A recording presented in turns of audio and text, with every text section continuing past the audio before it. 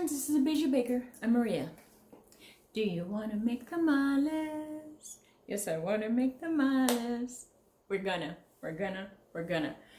Before we go on, there's a couple things I really need you to understand about tamale making, okay? You have 100 people in the room, and tamales are like eggs, okay? You have 100 people in the room, and they're all told to make scrambled eggs. They're all going to be different. No two are going to be alike. The process, okay, the process is about the same. Even then, some are going to have way different ways of doing it. I think one of the things that intimidates people so much is that you get online, all right, I want to make tamales, so let's start looking up how to do it. And you watch 30 videos and they're all different, and you're going, what the heck? I don't know what I'm supposed to do. They're just different flavors. Don't worry about that. We're going to go with technique. Once you have the technique down, the flavors are just going to start pouring in. Even when I was doing this video and starting to prepare for it, I was thinking, I want to make this. No, I should make this one. No, I really like this kind. And they're all different. Some are sweet. Some have raisins and cinnamon and pineapple in it. Some of them have like super, super hot. Some of them have fish and shrimp. Quick story. Once upon a time, about 100 years ago, someone at work was selling tamales, and they smelled amazing. So I bought a couple, went home, set myself up for dinner, heated them up, and they're wrapped in corn husks. And with the corn husks, you're going to get the corn strands, the silk. So I'm cutting it into a piece, and I see a piece of what I thought was silk, and I pull it, and I pull the whole thing, and it's an entire shrimp. That was gross to me. I wasn't a shrimp fan at the time, and that was not what I was expecting. So yeah, that was gross, but I'm sure it was amazing for those people who love shrimp. You can basically do whatever you want to with it. So I'm only going to show you the basic process, okay? So and this is what I was taught. Now, the only difference between this and my family's recipe is the masa itself. I know that a lot of you, I am so blessed to have so many people out of the country who watch my channel, and I thank you so very, very much.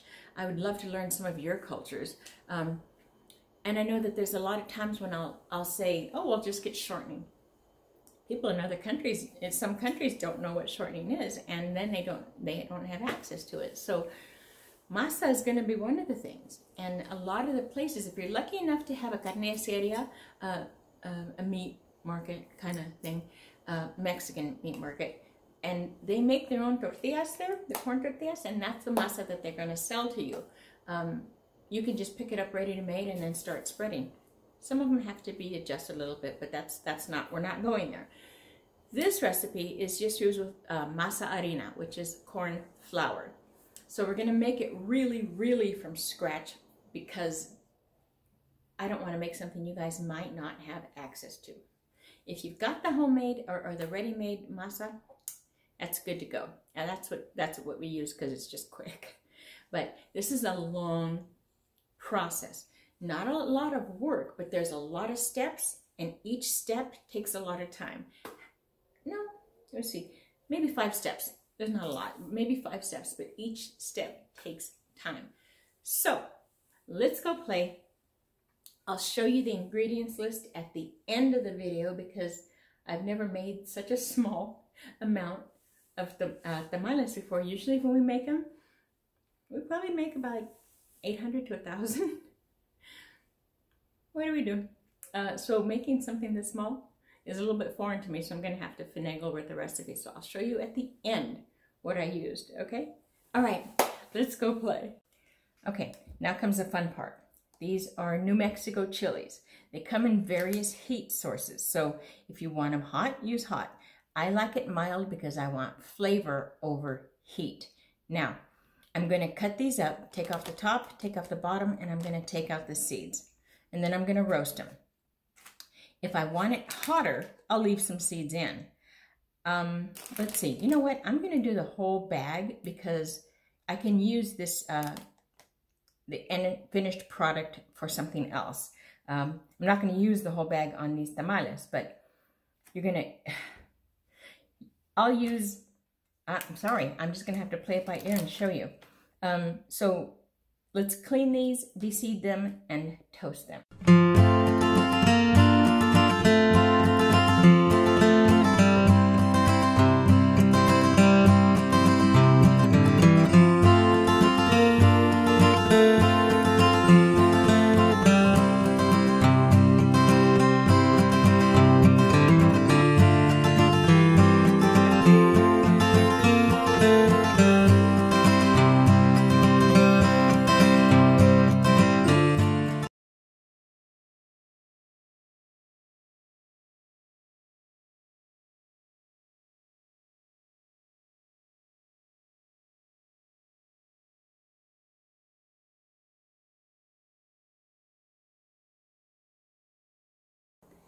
One of my greatest memories of this part right here, as a little girl, it seemed to affect me more than anybody else in the house. And so when Mom was roasting chilies, she would always send me outside, because once you start coughing, boy, it's tough to recover from.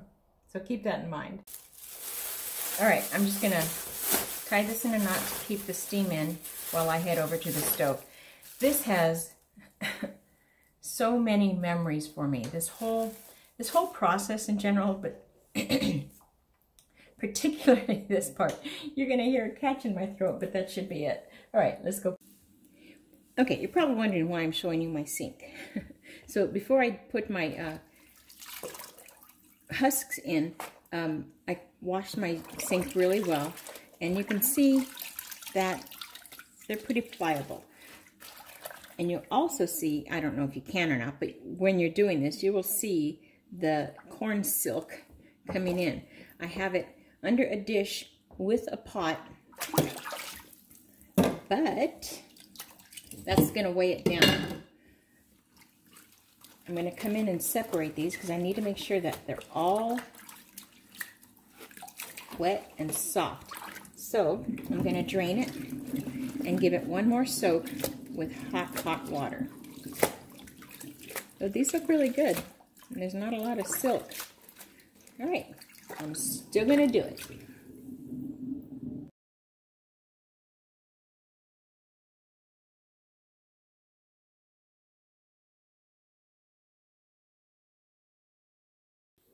Okay, here I'm using a pork tenderloin, only because it was on sale. I think I got this for under $6, and then 10% off for senior discounts. I'm loving it. Take off the fat and cut it into small pieces.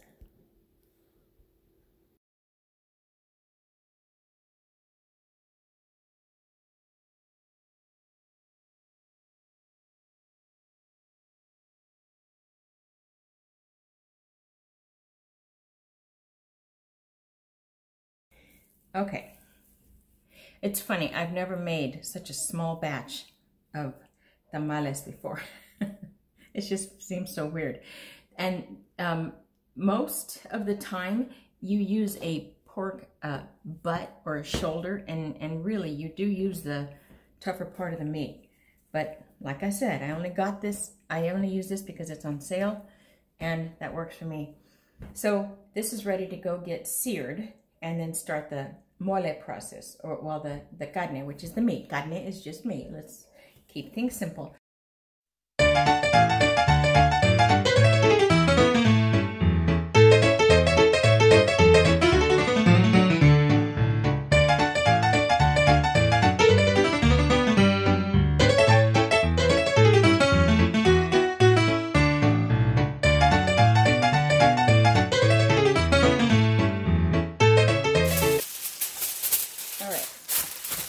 Just gonna sit for a bit. I'm gonna cover it with this towel just to keep it secure and put this. All right, now it's gonna sizzle like a nut. I'm gonna put in some chicken stock, and I'm gonna deglaze it while I have it going. And that just means taking the fawn, which is that black stuff that was there. That's called fawn. Try to get that off. Oh, it didn't go nuts on me. I'm so glad. Ordinarily, we used water. You know, growing up in a huge family, you had to watch the budget, right? Not that we don't. Not that I don't. Let me not confuse you. But I've learned that I'll choose flavor anytime I can get it. Sorry, I want to get this right for you. All right, so put it back on high, and I'm gonna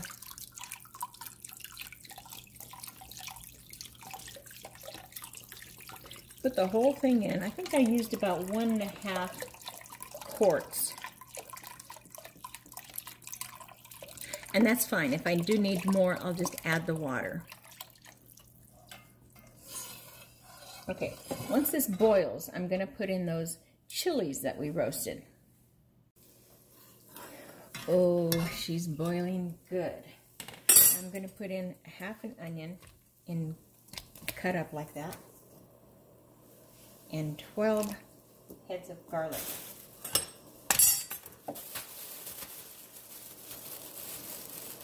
Now I'm going to add those chilies.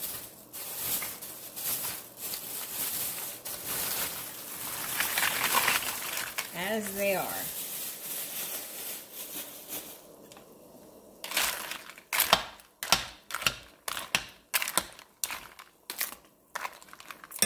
I am going to add a little more water.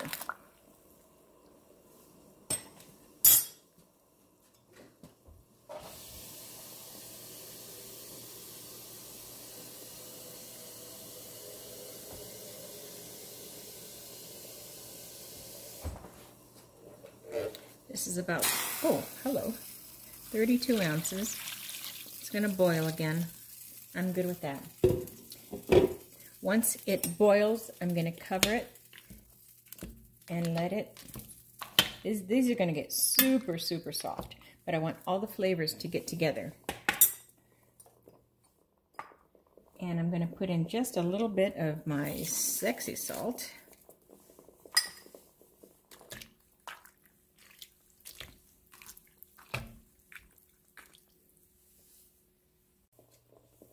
Now I'm going to add something that is not part of my family history.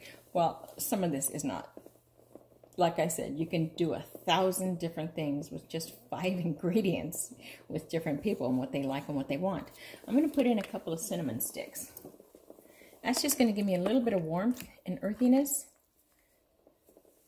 I'm going to cover this, put it on low, and let it cook for about 25 to 30 minutes.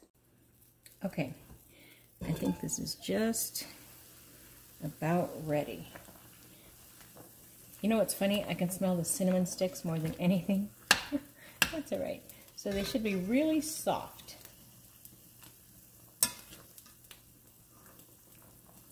And I'm only concerned about the chilies. You see how pliable they are? That's good. Now we're going to mix it. I'm going to turn it off and get my blender ready. Okay, first things first, we're going to get rid of those cinnamon sticks. And you really do want to keep track of the amount of stuff you put in so you know what to take out. You'll find it. You'll find it. Here it is. Okay. And then you're just going to put a chunk of these in at a time. It will be messy. I wish it wasn't, but onions and garlic, everything is going to go inside because this is the stuff you do want. You might need to do 2 or 3 batches. But if you're going to have this many, make sure to try to get as many garlic and onion in it as well, so it's all incorporated pretty good. You know what, that's good. And then I'm going to add some liquid.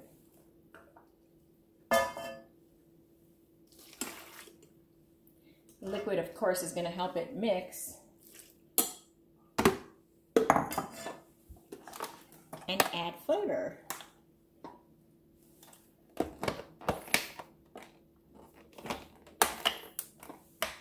All right.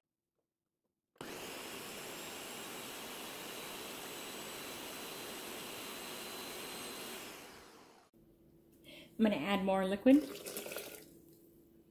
because we're gonna drain this and clean it.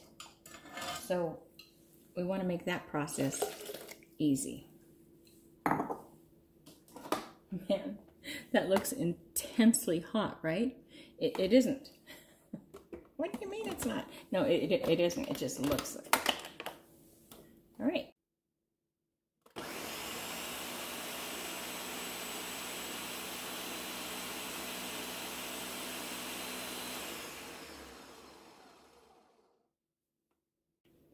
Now it looks like I'm doing it in batches, but I'm not. I'm just kind of feeding this a little bit more at a time. I'm going to try to put as much of this into here, give it one more swirl so that I only have to send it to the sieve once.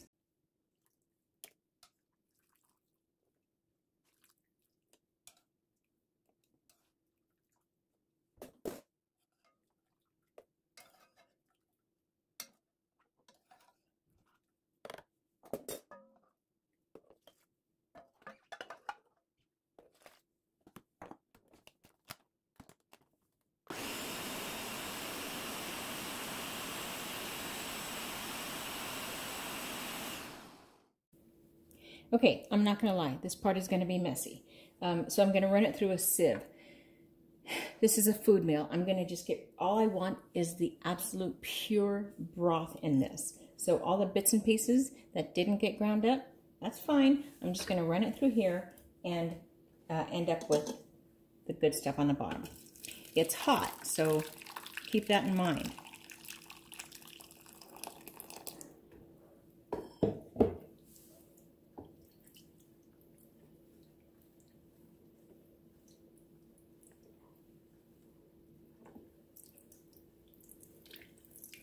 You shouldn't end up with too much left out, but let's just be safe.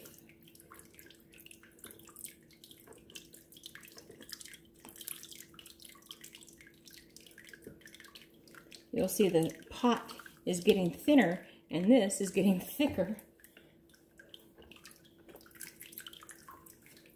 I'm going to go ahead and just fast forward this because this part is just boring, but you get the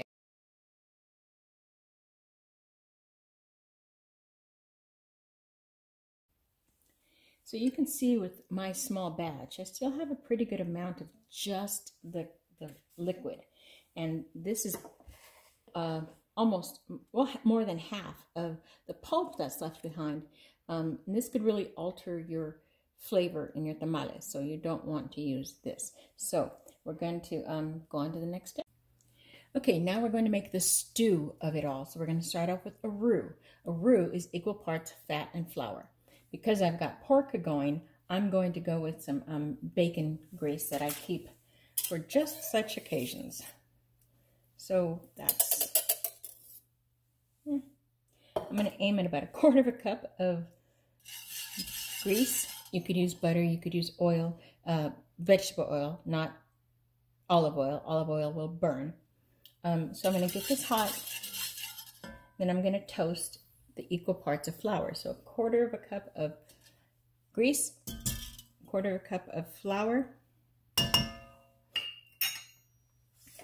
I'm going to add just a pinch of salt to this. Okay, and essentially what I'm doing is I'm just toasting the flour.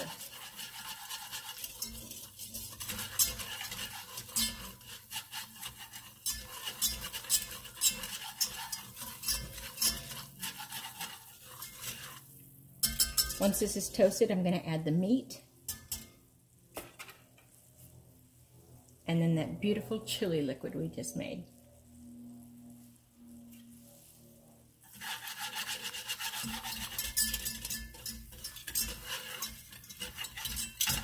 And of course, you know by now, I think, that this is what's going to thicken it. If by some chance it's not thick enough, I can add a slurry later. And a slurry is equal parts cornstarch and water. You don't have to, you're not going to have that bitter flour bland taste because you don't have to brown the cornstarch.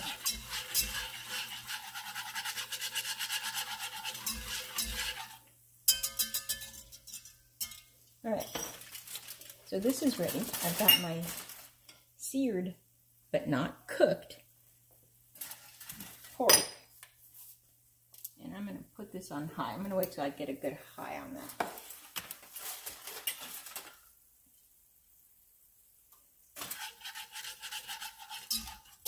That's a good brown.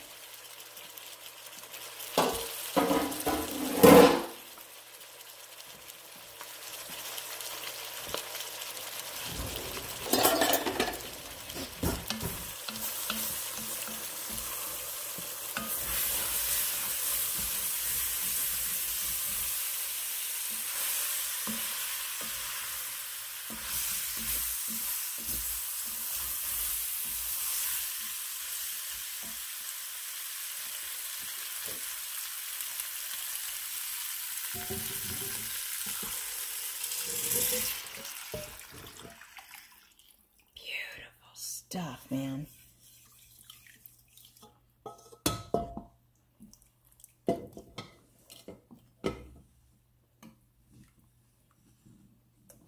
So this is called mole. Mole, one of my absolute favorite Mexican dishes is chicken mole over rice. And oh, so good. So I'm gonna get this to a boil. Once it's boiling, I'm gonna lower the heat and I'm gonna let it simmer for about 2 hours. Or until I can pick up a piece and smash it with a fork. That's what I'm waiting for. Not so much fork tender, but fork fall apart. Yeah, let's make that a thing. All right. Let's wait. Okay, so I did take a taste of the sauce as I scraped it off the other spatula. So I'm gonna salt it here, and I'm gonna give a good generous portion of sexy salt. The link to my sexy salt is below. This stuff is fantastic.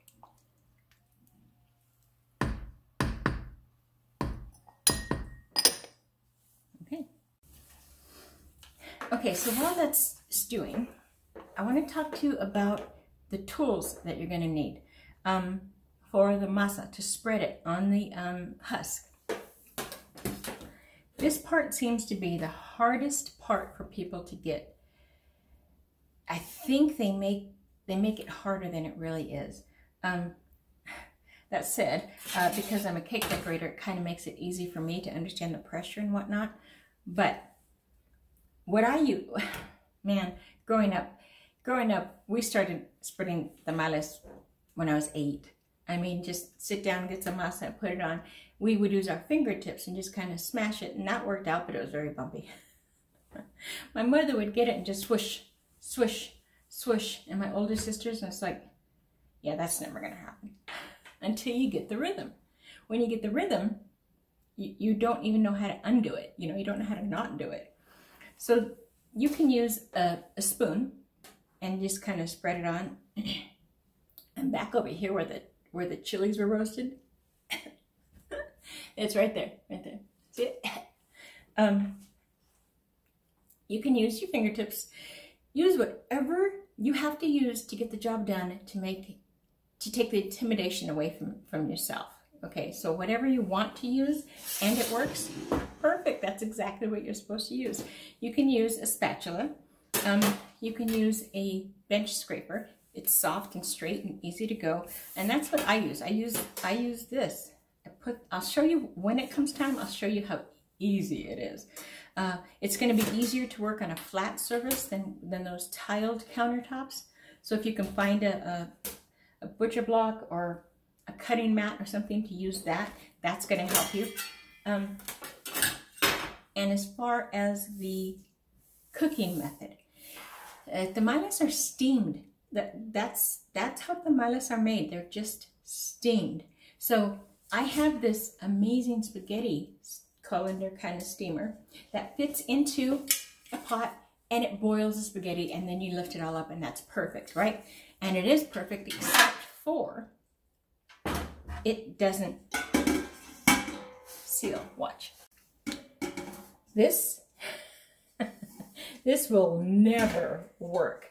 You're steaming. Steaming is you want it sealed and covered and tight and wrapped. So I took, and I use a big, sturdy, heavy-based pot.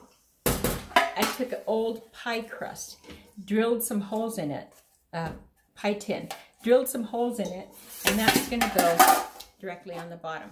So I've got my ventilation, and then it's also going to help stack up a little bit when it comes time.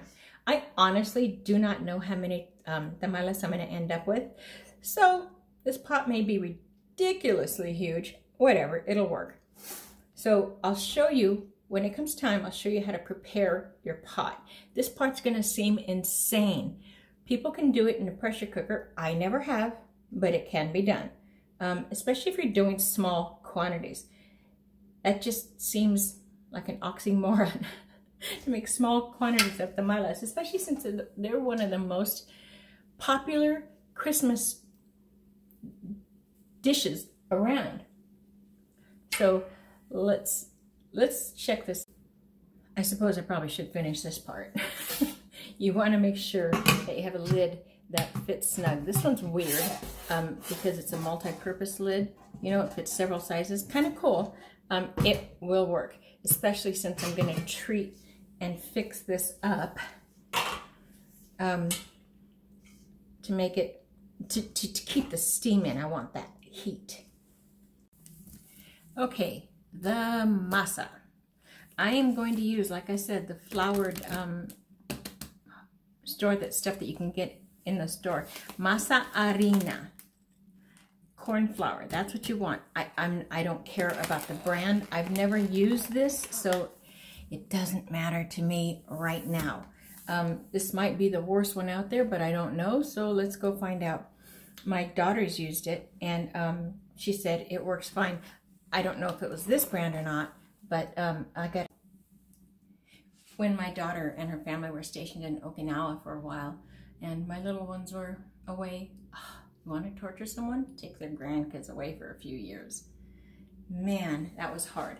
And it was hard for her too because she didn't get her Christmas tradition. Tamales are just that. It's a family Christmas tradition. They're throughout the year, but come on, let's not kid ourselves. Christmas is when they come out. So she made some. She used masa, and she got all the ingredients in Okinawa to make this amazing Mexican tradition, and the family sat around, and the little ones at 5 and 6 were spreading tamales, and yeah. My mother would have loved knowing that. I did. So anyway, so she has used this, and she said that it works just fine. So let's just go with just fine. I've never done it, so let's figure it out. And there's really only a few ingredients. Now here's the thing that's probably going to make you guys churn. This is not shortening. You can use shortening. This is lard. If you want them to turn out the way you want them to turn out, you're going to have to use lard. If you're willing to sacrifice that little bit, then use shortening. Your kitchen, your rules. Do whatever's going to make you happy and make you comfortable. You're not going to eat it if you find this completely disgusting. Kind of hard not to, but I grew up on it. It's just a staple. So, all right, 1, 2, 3, 4, 5 ingredients. That's it for this masa. And I'm going to add something just because I'm a brat. Okay, I'm going to add a little bit of sugar, just maybe 1 to 2 tablespoons. The spice from that with this sugar, it's going to work out really well. This is not sweet. You're barely going to taste that, and it's going to enhance along with the salt. So, and by the way, that mole, it smells amazing. The hardest part is waiting. All right, masa. Okay, so this is going to have to be broken up into two parts. I can't tell you right now which part is going to be 1 and 2, but I'll upload them both together and put them in a playlist, so you'll have them together. I hope I can. But there's just too much to try to fit into one video, and YouTube only lets you go for X amount of minutes. I think an hour. After that, they don't let you upload any more video shots. So, since we're not done yet, I'm just going to separate this and give you 2 videos with all the information. I don't want to cheat you. I want you to try this. So we'll work on that, okay? All right, I'm following the directions on the package. Whichever package you choose to use, follow those directions. I'm doubling everything. So I've got 4 cups of the masa harina, the corn flour, 2 teaspoons of salt, 2 teaspoons of baking powder, and I'm gonna stick with just 2 tablespoons of sugar.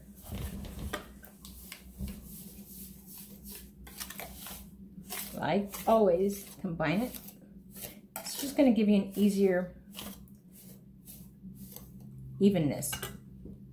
This is the strangest looking. You can see that it's just so different. It's not flour. It looks like crumbs of some sort. All right. Now we're going to cream the lard.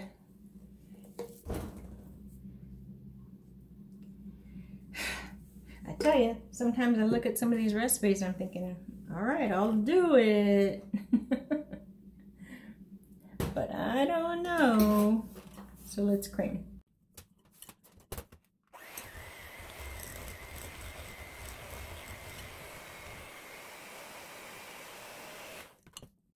All right, to this I'm going to add 2 1/3 cups of broth or water.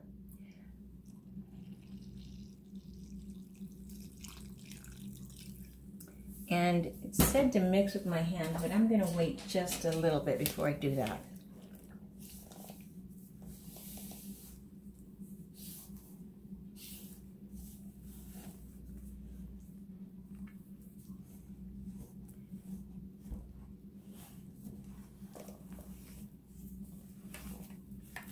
Now, you want your masa to be pliable.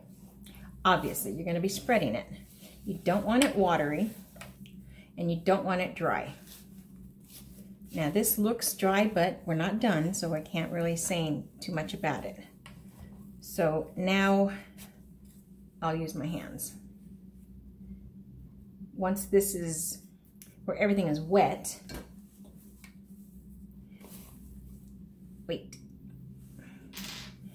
then we'll add it to the shortening, or the lard. I'm not gonna lie. This feels, you can feel the texture. It's very grainy, but that's the corn. That's, even if you bought it, it would be very grainy. So you're good. All right, we're gonna mix it in here.